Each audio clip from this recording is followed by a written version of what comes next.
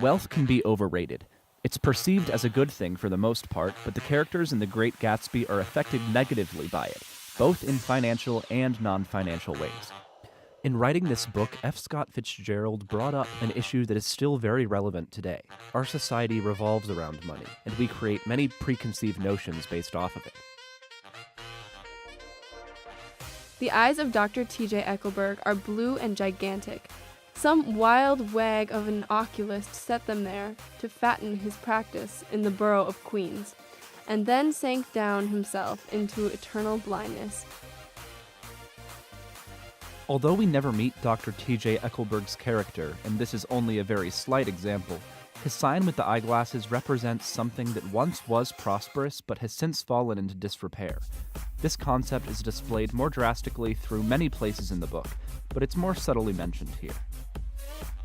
At least once a fortnight, a crop of caterers came down with several hundred feet of canvas and enough colored lights to make a Christmas tree of Gatsby's enormous garden. I believe that on the first night I went to Gatsby's house, I was one of the few guests who had actually been invited. People were not invited, they went there. They got into automobiles which bore them out to Long Island, and somehow they ended up at Gatsby's door. The apartment was on the top floor. A small living room, a small dining room, a small bedroom, and a bath. The living room was crowded to the doors, so to move about was to stumble continually over scenes of ladies swinging in the gardens of Versailles. Gatsby's party is lavish and outrageous, while Daisy's is more intimate. Although they're both wealthy, their different approaches to displaying their wealth are shown by the parties they throw. Sometimes small and intimate gatherings can trump big, expensive events. It excited him, too, that many men had already loved Daisy. It increased her value in his eyes. But he knew that he was in Daisy's house by a colossal accident. He was at present a penniless man, without a past, and at any moment the invisible cloak of his uniform might slip off of his shoulders, so he made the most of his time. Gatsby's mentality of wealth doesn't just affect money. It affects his relationships. His constant need to have what he wants, a need brought on by wealth, makes him obsessed with attaining what he wants, in this case, Daisy. She's got an indiscreet voice, I remarked. It's full of... I hesitated.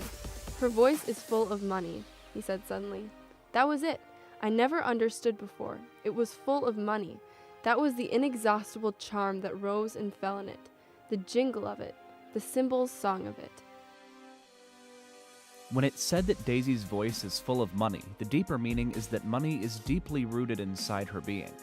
Wealth isn't just a possession, it's a way of life, and the characters in this book are undeniably affected by it. They're such beautiful shirts, she sobbed, her voice muffled in the thick folds.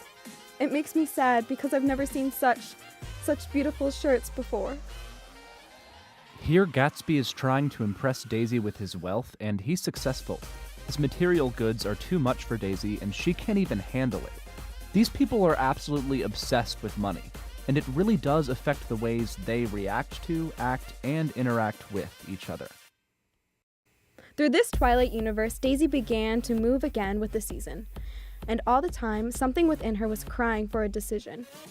She wanted her life shaped now, immediately, and the decision must be made by some force, of love, of money, of unquestionable practicality. Daisy's financial wealth isn't the only variety which troubles her. Her wealth of choices also causes her great stress.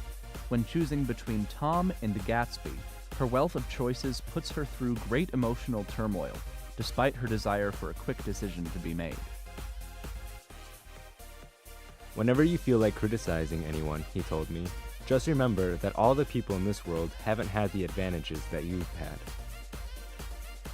When Nick relays this message, he reminds us that the world isn't just about wealth. There are more things to live for, too.